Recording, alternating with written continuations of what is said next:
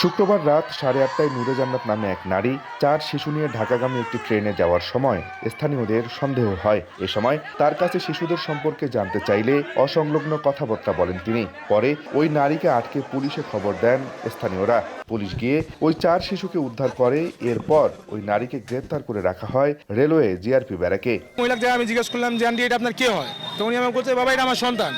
তো বলে আপনার সন্তান, আপনার সঙ্গে তো একটা ফেস মেলে না। 10 জন দেখে এটা এইরকম কাজ করার জন্য যে বুক 100 বার কাঁপে তার, এরকম আবার দৃষ্টান্তমূলক শাস্তি চাই। উদ্ধার হওয়া 4 শিশুর বাড়ি রংপুর নগরীর 7 নম্বর ওয়ার্ডের চৌরারহাট এলাকায়। শিশুদের অভিভাবকরা জানান, দুদিন আগে প্রতিবেশী লিটন ওই নারীকে দ্বিতীয় স্ত্রীর পরিচয় দিয়ে তাদের বাসায় থাকার অনুরোধ করেছিলেন। শুক্রবার সন্ধ্যায় হঠাৎ 4 শিশুকে অপহরণ করে পালিয়ে যান ওই নারী। ইফতার খাওয়ার পরে ওই মহিলাকে খুঁজে পাওয়া যাচ্ছে না। ইতিমধ্যে কি 4টে ছ আমার নেই, 2টা ভাতিজি আর 2টা ভাতিজি একটা আর ভাতিজি আমার একটা। নামাজ কালাম পড়ছে, রোজা করছে, করার পরে আজকে বাচ্চাদের নিয়ে পালিয়ে গেছে।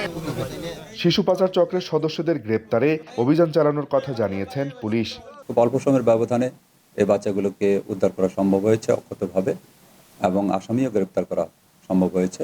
দ্রুত শিশু পাচার চক্রের সদস্যদের আইনের আওতায় এনে দৃষ্টান্তমূলক শাস্তির দাবি স্থানীয়দের। আব্দুর রশিদ জীবন, সময় সংবাদ, রংপুর।